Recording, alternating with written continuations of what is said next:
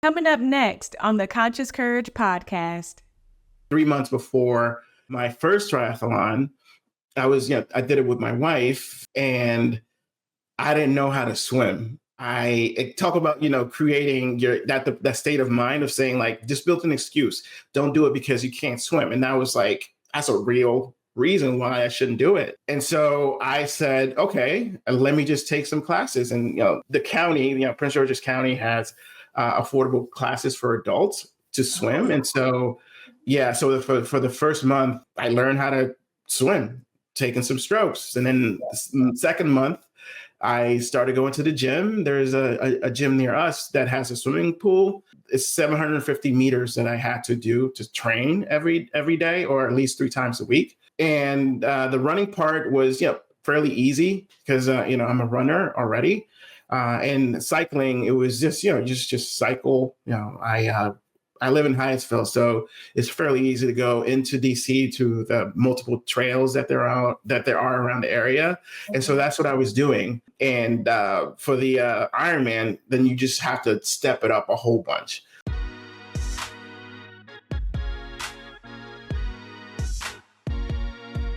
Good morning, good morning, good morning, and welcome to the Conscious Courage podcast, where we empower your mindset, refresh your spirit, and ignite your purpose. Hey, y'all. I'm your host, Devane Touche, resilience coach, speaker, and advocate for your internal glow up. Here on this show, we dive deep into real conversations. So let's embark on this journey together. But before we get started, I need you to grab your pen, journal, and potentially a Kleenex, because you don't know what's going to come out, okay, during these here episodes and conversations. But I do want you to know this thing here, and that is through faith, focus, and courage, you can and you will transform your life. Just be patient with yourself. Welcome to the show.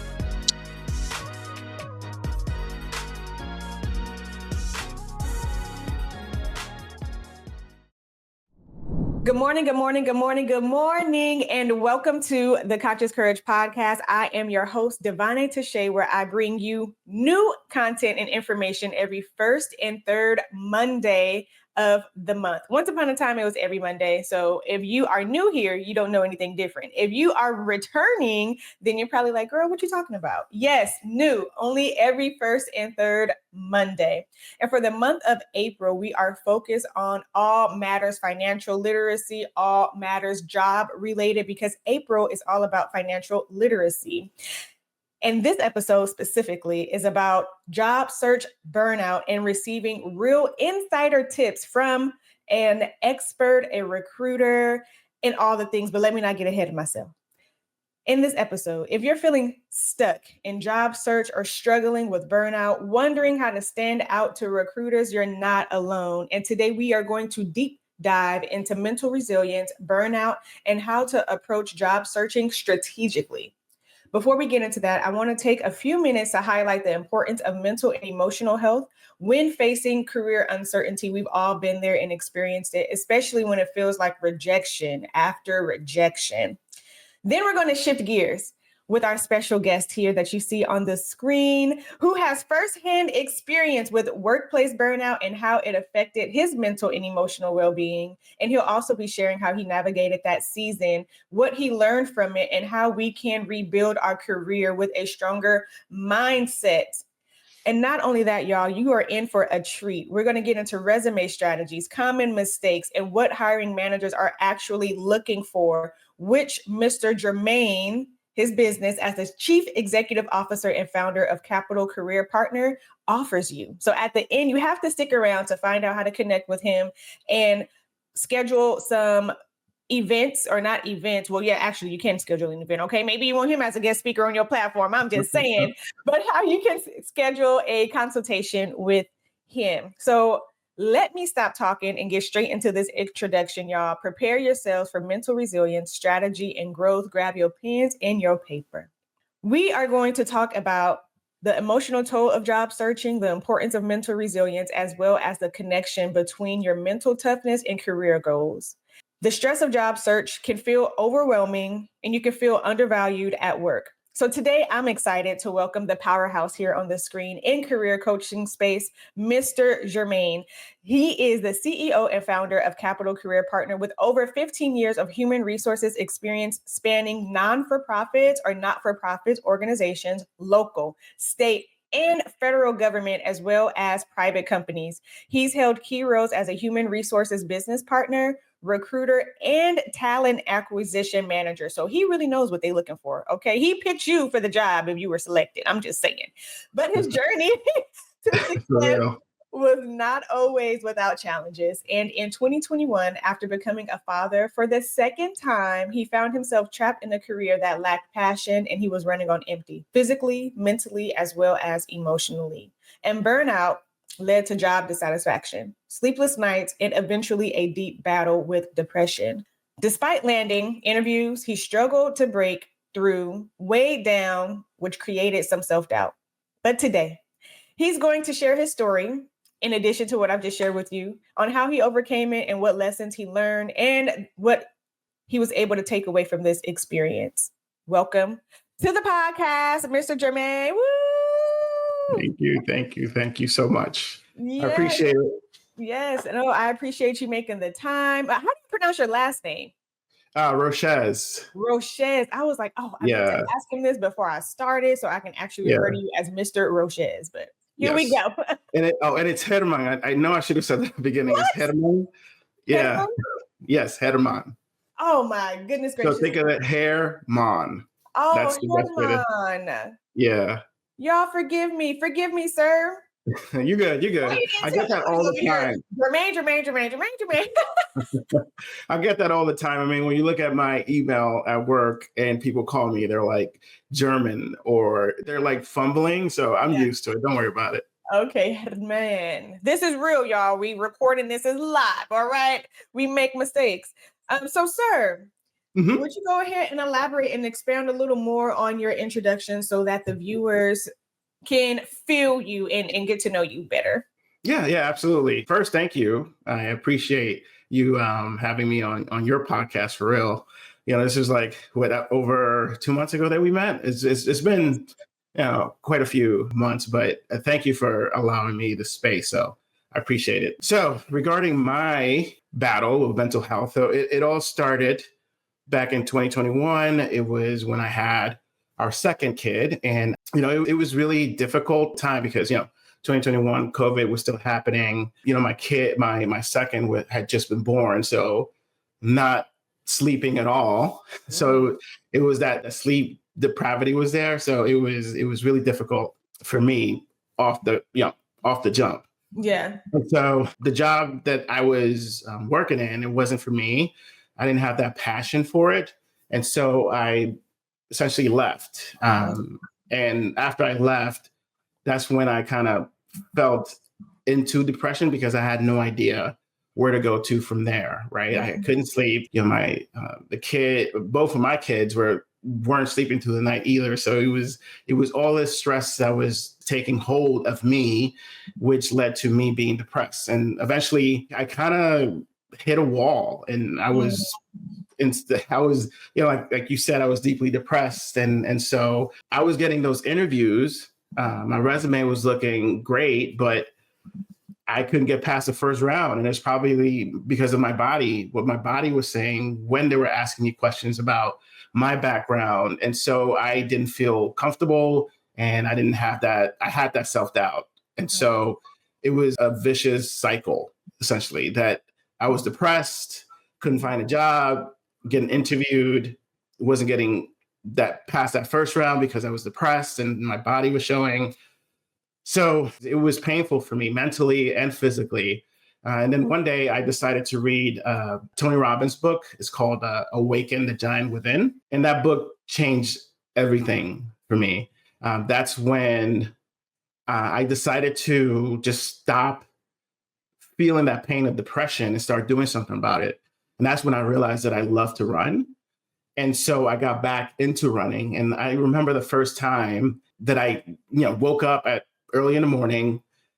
The first thing I saw was it was dark out and it was raining. And so that depression was just like, you see, you shouldn't go run today, leave it for tomorrow, because that's how, depression operates. It just finds excuses for you to just sit there and stay there. After I read that book, I was like, no, I'm just going to go. I'm going to start doing it. I'm just going to run for half a block or 2 blocks or whatever, but I'm doing it.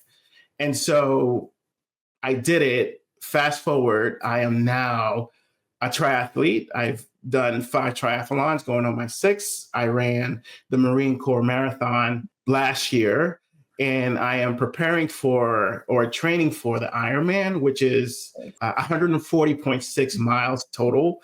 And so ever since then, I'm in this state of mind where anything is possible, Yeah. which is part of the reason why I became a career coach. And I want to help others get out of that fluke or depression, or that mental health space where it's a state of mind that is doing you harm, both physically and mentally. And so that's the reason why I decided to be a career coach. I know all of these things regarding HR. I love working with people. And so I took that leap of faith and I started my business, Capital Career Partner, and I just started getting clients. And so that's where I am today. And it's all because I decided to shake off that depression, start doing what I love, which is running. And it led to where I am here. So yeah, that's a bit about me. Hopefully I didn't bore you. No, it's excellent. Like, even when you shared that story with me before we made this recording, I was like, what triathlon? And then, so for those who don't know, because I didn't really know myself, but you shared it's cycling, correct? Swimming and running? Yep. Those 3? Okay. Yeah. How do you prepare for the Ironman? 140.6 miles. Like, what? Yeah. Total mile. So you train in 3 different sports. This part I haven't shared yet, but 3 months before my first triathlon, I did it with my wife, and I didn't know how to swim. I talk about, creating that state of mind of saying, like, just build an excuse. Don't do it because you can't swim. And that was like, that's a real reason why I shouldn't do it. And so I said, okay, let me just take some classes. And, the county, Prince George's County has affordable classes for adults to swim. And so, so for the first month, I learned how to swim, taking some strokes. And then the second month, I started going to the gym. There's a gym near us that has a swimming pool. It's 750 meters that I had to do to train every day, or at least 3 times a week. And the running part was, fairly easy because, I'm a runner already. And cycling, it was just, just cycle. I live in Hyattsville, so it's fairly easy to go into DC to the multiple trails that there are around the area. And so that's what I was doing. And for the Ironman, then you just have to step it up a whole bunch, right? And so I think for me, is my goal. It's a 4-year goal for me. It's not going to happen overnight. Definitely, once the kids are older, that's the reason why I say 5 years, because it's a lot. I'm going to run a full marathon. I'm going to bike 115 miles. So it's going to take some time. But I have that state of mind, that mindset, in my journey where, like, there's no excuse. You could do it. You're capable of doing it. And it's just like every boundary that my old self and my old depressed self tries to create, I just run right through it. So it's really fun once you start going. That's excellent. Something while you were talking, I thought about, you said you didn't want to feel the pain of depression anymore. And instead it's the pain of, like, your training, or the pain after you're working out. And I was like, that's so profound. It's still pain, but in a different way. Yeah, there's this book I read recently. It's called Mind Magic. Is the author? He's a neurologist, and essentially, he works with the brain and how it operates, and it's this black box. So, but anyway, he said in one of his chapters, he said that the brain doesn't know the difference between physical pain and emotional pain, and so pain is just pain to it, right? And so if I was to get back into that depression, it would be insanely painful for my brain to take that. It just wants to not do it. So Mhm. the pain of that is much worse than the pain of training for a triathlon or Ironman. And so that's what I keep in mind every time. I'm like, I don't want to be in that state of mind, because even when I think about it, my brain is just like, you don't want to go there. It's really painful. And so that's what gives me that motivation to continue, because it's just like, it feels good now, right? It's just like, this is good. And I don't want that other. And that book essentially highlighted that for me. That is so good. Oh my goodness. I love it. So, trying something new in which we start off with your personal story, and I'm grateful and I'm believing that that story will be a blessing to someone who watches it or whomever comes across this here video. So, with that being said, if you are watching this, go ahead and subscribe to the channel if you're not subscribed already, and share this video with 3 to 5 to 30 people. You know, I'm not asking for a lot. And let's get this message Absolutely. out, yes, to the masses. So thank you for sharing that personal story, Mhm. triumphing over depression. And now we're going to deep dive into your specialty, into your subject matter expert areas. Okay. So understanding recruiting is where we will start. What happens behind the scenes when a recruiter is scanning a resume? Let us know. What's the tea? Absolutely. The first thing I'd say is a recruiter doesn't have that much time to go through your resume. The average is about 6 to 8 seconds per resume. But when you think about it, yeah, if I'm going through with 200 resumes per position, and we have multiple positions to help fill, right? I have to work with the IT department, marketing. What's it called? There is a I don't know, other Yes. departments, them. Yeah, exactly. And so that's 200 times, 3, 4, 5, 6. And so there's Mm, not a lot of time. So one thing to note is you have a finite amount of time. And so you have to be captivating off the bat. That's the first thing that I would say. The second thing is, now that time is of the essence, you have to customize your resume. You have to tailor it, if you will. So now that you have 6 to 8 seconds, the first bullet point has to be exactly what they're looking for based on that job description. So if you've done X and they're looking for X, that's the first thing you have to put in your resume. I've done X. And so it's something that is important, because now instead of 6 to 8 seconds, 6 to 8 seconds, now you might have 10 or 11, because now that recruiter is going to actually start reading your resume and saying like, okay, oh, this is great. Second bullet point, oh, he's done X multiple times and he's showing that. So mm. those are the two major things that I would say that you have to keep in mind when it comes to your resume. Excellent. And what do Mhm. recruiters actually care about versus what job seekers think they care about? Sure. So what a recruiter cares about is, does your resume fit the description, and have exactly what the hiring manager is requesting, right? And so that's with my first, FYI is like tailoring, is Yeah. because of that.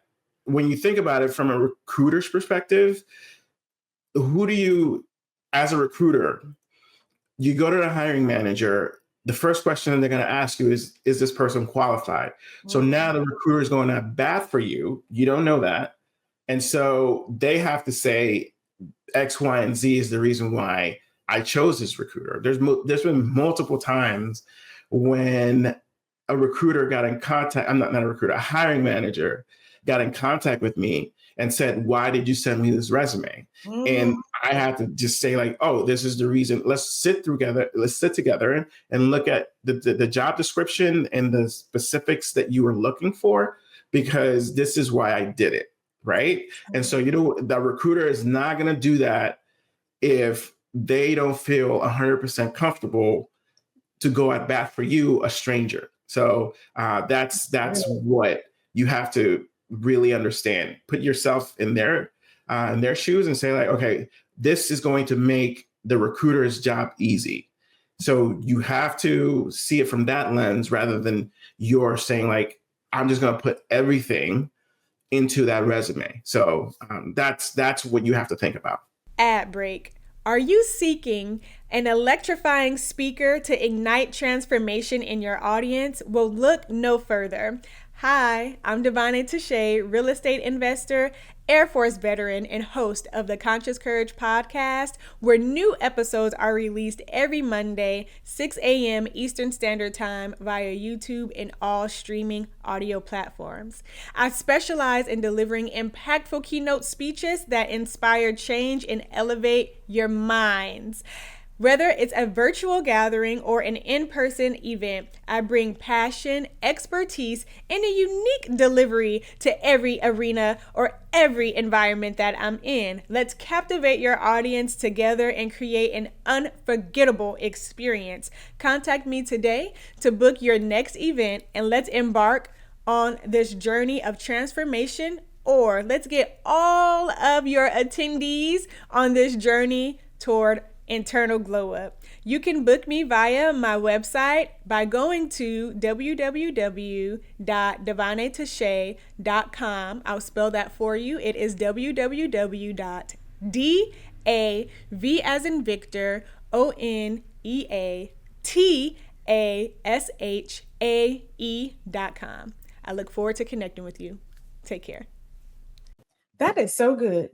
Who would have thought the recruiter has to go to bat on our behalf? So it's almost like I'm thinking in a courtroom. Give them something to fight with. Exactly. Yep. That's so good. Yeah. So thank you for that insider scoop, or what people do nowadays, like the T. I don't know what this means. Something I saw on social media. So that was like the T. So transitioning into resume deep diving, how should, well, we actually spoke about this, but how can someone structure their resume so that it connects with recruiters and the hiring manager? And I mean, you've alluded to that already, which was putting that X as like your first bullet. Even maybe your top 3 bullets, something should correspond with the position you're looking at. Okay. Yeah. Is there excuse me, go ahead. No. So I think the one thing that I love to research this stuff. This is why I'm in the right field. It's something that has shifted a little bit, is adding a little bit more of your personality or brand into your resume. Okay. And what I mean by that is, for example, me, triathlete, that's part of who I am, right? That as an athlete, as a triathlete, you have to, there's certain hours you have to put in to go running, to go biking, to go swimming, and it's a lot of rigor, right? And so how that translates into a resume, would say like, I am a triathlete, which translates to a lot of grit and a lot of rigor, which means in my role, I'll be moving and having to do everything in my power to make sure that department is running smoothly. I just made that example up, but you see how I talked about who I am, my personality and my brand, and then matching it with what they're looking for. And so that's how you stand out, because now you not only have the skill sets, you're also showing your personality. And there's a lot of resumes that do not have any type of personality. And I get that. I get, because it's just like, this is what you have to do, right? This is what my friends or professionals that told me. However, now hiring managers are not just looking for if you fit the criteria. They also want to know if they'll like you, if they see anything that they have within their team or themselves, because now they're hiring because of personality in a way, right?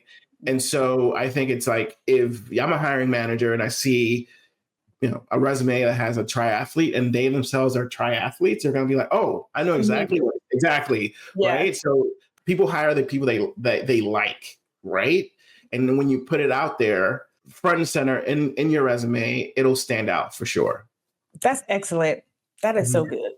Like the job that I had before the position I'm in now, they were looking at resumes, and one of the ladies, as you mentioned, they don't have a lot of time. Well, they weren't looking at 200 applications, but still there was a good amount of applications that they were reviewing. And she said, I simply did Control F, which is to find a said word or phrase within a resume. And she was searching for team. how many times does this resume state team?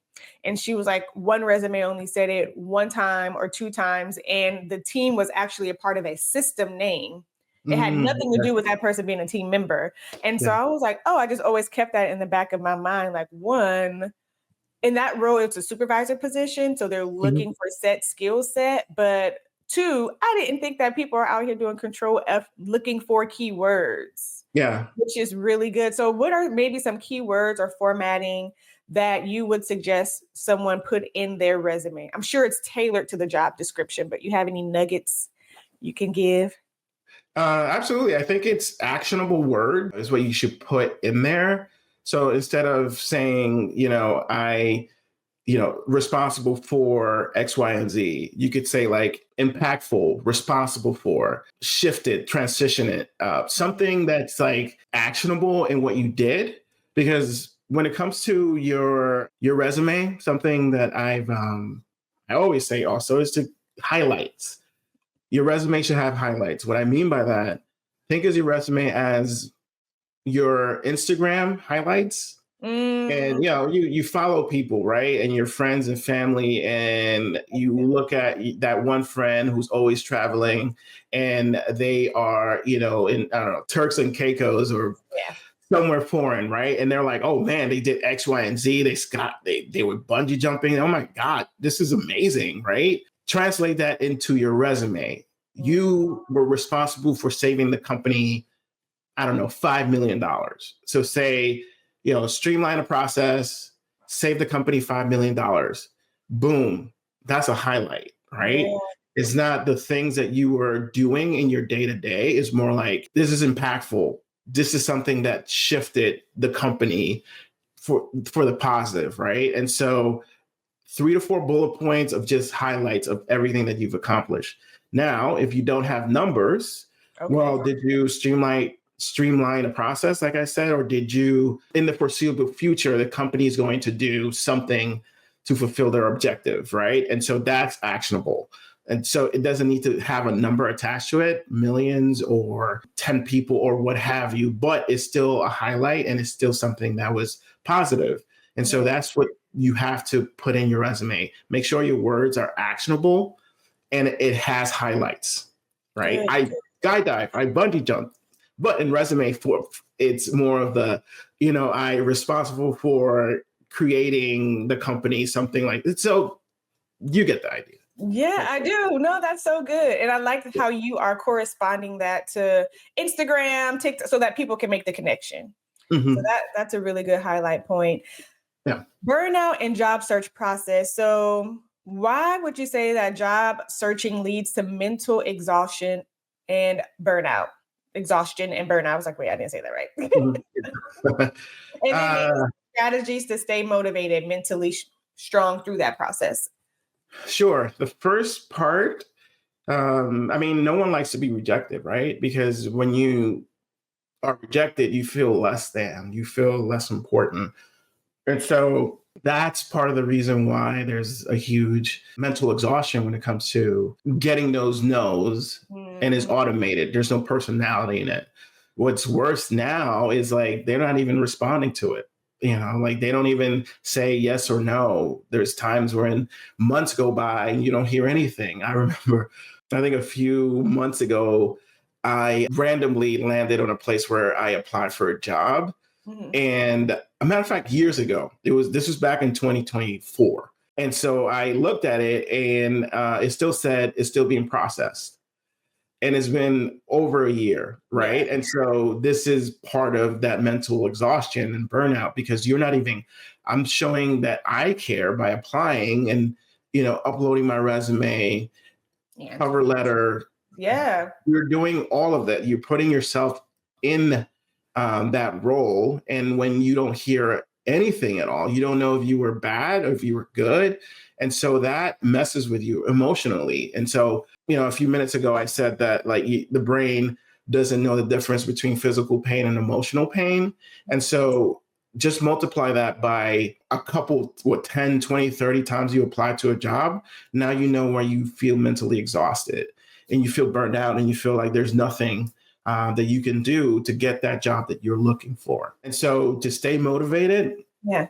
I think the number one thing to know is your strategy shouldn't just be, apply and move on. Your strategy should be apply and attend a networking event that has, let's say, a job that you really want, or a company, right? What's your dream company? I always ask that question to my client. And sometimes they say they don't have no idea. Other times they're like, I could think of X, Y, and Z. I'm like, all right, research that company. There's a lot of times when those companies have events, live events, in-person events, where you could just go and start talking with these individuals, like start connecting with them, right? And that's the other part, because you're doing this, apply and pray for a yes or a maybe, and now you're networking where instant gratification will be there, because now you're there, you're talking with people. Now people see you as a subject matter expert and say like, oh man, this person should be a good fit. And you'll hear it. They'll say like, oh, that's really good. Yeah. Now you're getting that instant gratification of you like, oh man, like I'm getting patted on the back by this. Like this is, exactly, right? And so that helps you. It keeps you motivated, and you might not necessarily get that job, maybe, but there's a 50-50 chance that you will. And so would you rather just resume and just shoot your resume to the company, or do this networking event that there's a 50-50 chance compared to like apply and pray, where there's like a 0% chance that you'll hear back, right? Yeah. And so you have to look at it from that angle and attend those events, be that subject matter expert that you are. And if you can, start working out, start walking, power walking, start running a little bit, start swimming. I know I'm just talking about like what I'm he's talking about his triathlons. Right. A triathlete like me. But no, it's like that working out does help out your endorphins. So it keeps you positive. It keeps you going. And so have that state of mind of just like, I'm going to apply, but I'm also going to network, and I'm also going to work out a little bit. And if you can't, then do something that's outside of your comfort and set a goal for it, right? For me, I can't just work out or run and not look forward to something. And so I always say that I'm running, I'm going to do a triathlon. That's why I'm running. And then like, I have to keep feeding it, because if I don't, then there's no motivation there. I think that's what helps me stay focused and gives me that momentum that I need. Hopefully that answers that question. It does. Yes. Very eloquent. I love it. So I have one final question, but just to make sure that everybody's keeping up with us. So some key takeaways here are: burnout is real, and recognizing it is the first step to recovery. Your mental health and your career success are deeply connected, and recruiters think differently than job seekers. So learning their mindset is key, in which you provided us with some nuggets on what they're looking for. Add your personality. I think that was a great nugget.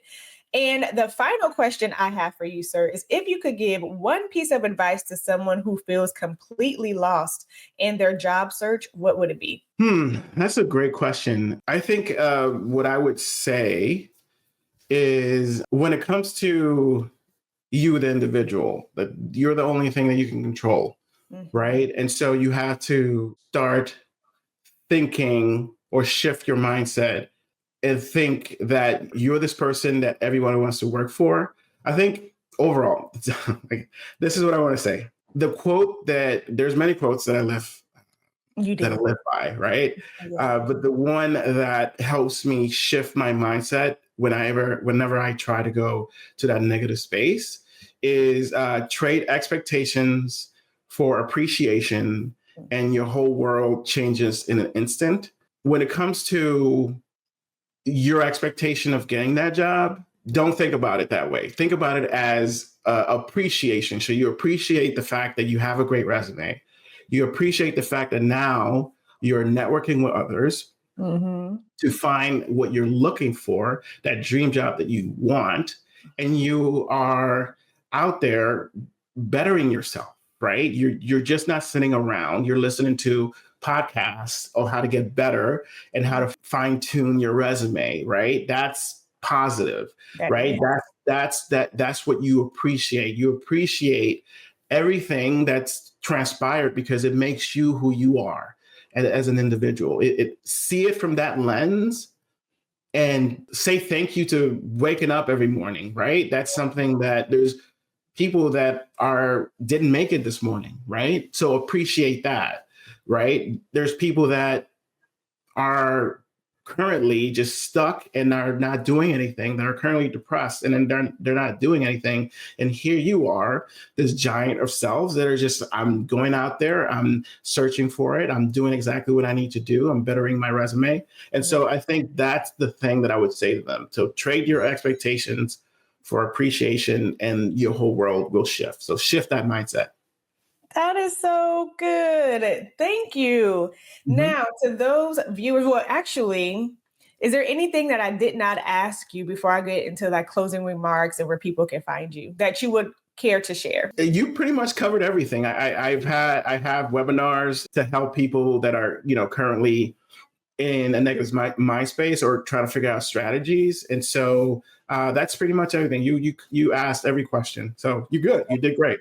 Oh, thank you. Thank you. And now, if you enjoyed this episode or if it resonated with you, let's keep the conversation going. And you can connect with Mr. Herman. Mm-hmm. Yes. Yes. At capitalcareerpartner.com. You can also find him on social media. Did you give me your social medias? I don't right here. What are your social medias? So it's Capital Career Partner, all one word, on my for my Instagram. You can find me on LinkedIn. Just type in my name, and it's right here underneath the camera. And I'm willing to take. I'm accepting your friend request. And I post a lot I'm quite active on my LinkedIn because I see professionals there that need some guidance. And so I help them. So those are the two socials that you could catch me at. And of course, you're going to see a lot of highlights of me doing my triathlons and all that stuff to keep you motivated and keep you going. So because we're all aspiring triathlons now. Yeah. Triathlete, not triathlon, but triathlete. Yeah.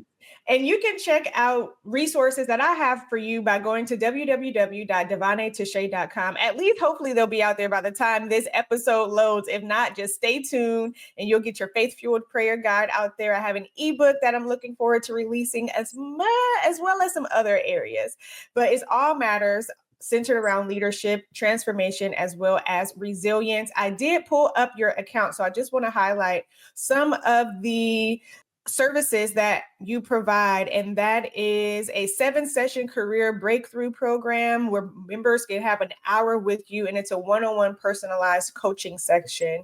You also have career coaching where you offer free consultation. You have your power hour, which is career coaching and strategy. Again, another one-on-one personalized coaching session that's for an hour. You have a 45-minute negotiation strategy session. Y'all, that's definitely worth it. A one-on-one personalized salary negotiation strategy session that you offer, plus a plethora of other things. But I wanted to make sure I did my due diligence in sharing some of the services that you offer. So definitely go out there and support, and look into the services rendered. Y'all, again, hit subscribe, share this episode. We are going to get better together, stay strong and motivated during this season and time that we're currently in 2025. Stay conscious, stay courageous, and keep on pushing forward, y'all. That's it. So see you back here in 2 weeks. Take care. Disclaimer: as a content creator with a background in psychology and ongoing studies, it's imperative that I note and clarify that I am not a licensed professional. The videos and podcasts I produce are intended for educational, entertainment, and transformational purposes only. While I strive to provide accurate information and insights, it's essential to consult with a licensed mental health clinician or a licensed mental health professional for clinical perspectives and personalized advice tailored to your specific needs. Your mental well-being is of the utmost importance to me, and seeking guidance from a qualified provider is encouraged for any concerns or issues that you may be experiencing.